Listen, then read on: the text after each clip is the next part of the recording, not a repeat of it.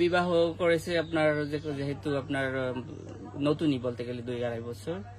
তো বিয়ের পর থেকে মা ওর সাথে শহরে থাকে। তো এই ওয়াইফের যেহেতু জেনারেশন গ্যাপ আছে, ওয়াইফের ওই মা পলাশে খুব ভালোবাসে, পলাশ মারে খুব ভালোবাসে, ওয়াইফরে খুব ভালোবাসে, মানে ওর দুজনকেই ভালোবাসে প্রচুর পরিমাণে। কিন্তু ওই ওয়াইফের ওই জিনিসটা পছন্দ ছিল না যে মাকে কেন বেশি ভালোবাসে।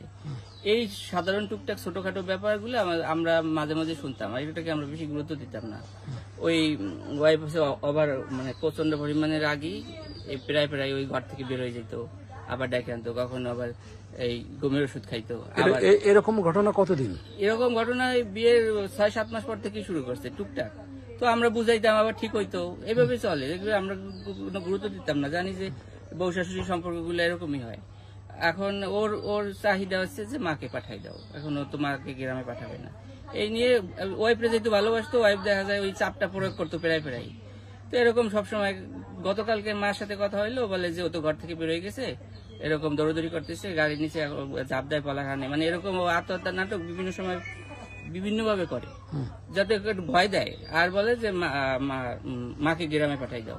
গতকালকে নাকি র্যাব অফিসে গিয়েও ই করছে, মানে সারাদিন অনেক সিন ক্রিয়েট করছে, গালাগালি ছিল ওর বউ, যে মাকে পাঠাই দাও, মা থাকতে পারবে না। তো বলতেছে না, সেটা হয় না। এভাবে বুঝে শুনে অফিস থেকে নাকি অনেকেই বলছে যে এটা শ্বশুর শাশুড়ি নিয়ে একসাথে থাকতে হয়।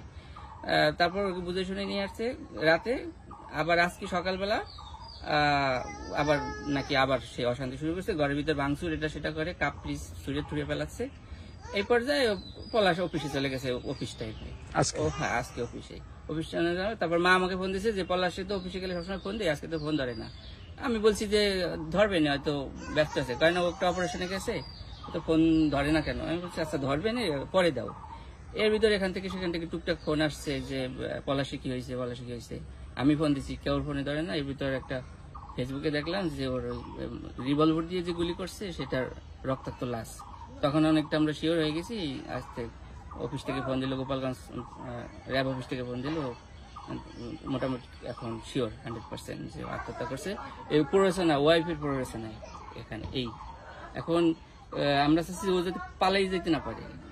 ও আত্মহত্যা করার পর খুব মানে ঠান্ডা গলায় বলছে যে আমরা জানতে চাইছি যে আমার বড় ভাই যে পলাশ কয় ও সম্ভবত আত্মহত্যা করছে। এটা ঠান্ডা মাথায় বলে ফোন রাখেন, ও সম্ভবত আত্মহত্যা করছে। এই তারপর শিওর হওয়ার জন্য এদিক সেদিক ফোন দিয়ে আমরা জানতে পারছি যে এই ভাই চলে গেছে। তো আপনাদের সন্দেহ যে তার আত্মহত্যার পিছনে তার বউর ওয়াইফের প্ররোচনা। এখানে ফ্যামিলিতে 3 সদস্য, একটা মানুষ ছোট ছোট আত্মহত্যা করে না।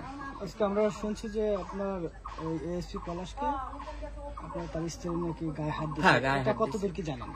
এটা ভোরবেলা মা বলতেছে কি যে আজকে তো আমাকে আর পলাশে মারছে। আমি তো অবাক যে এটা কি, হয়তো হাতাহাতি এটা সেটা করছে, তো মারছে। আমি ওইভাবে মন খারাপ হয়েছে, কিন্তু ভাবলাম যে ওরকম পাগলামি করতো। আমি আর আমার দাদা যাই একবার ঢাকা, ও বুঝাই থুই আসছি, মানে খুব অশান্তি করে ওকে মানসিক। আমি বলছি যে ওর মানসিক সমস্যা থাকতে পারে, মানসিক ডাক্তার দেখাও। তো ওর একটাই চাহিদা যে মা থাকতে পারবে না, এই হচ্ছে মূল টার্গেট। এখন পলাশ মাকে ছাড়বে না, মা পলাশকে ছাড়বে না। ওর এখন এই অশান্তিগুলো আছে, ভাবছি অশান্তি করলে হয়তো মাকে গ্রামে পাঠাই দেবে।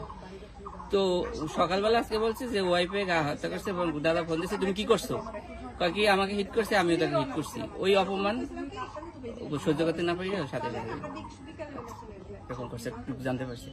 এখন আমরা ওই যে গোপালগঞ্জ অ্যাপ 7 ফোন দিল, বলছি কোনোভাবে ওয়াইফটা যাতে পালাতে না পারে, এটা আপনার একটু লক্ষ্য করেন।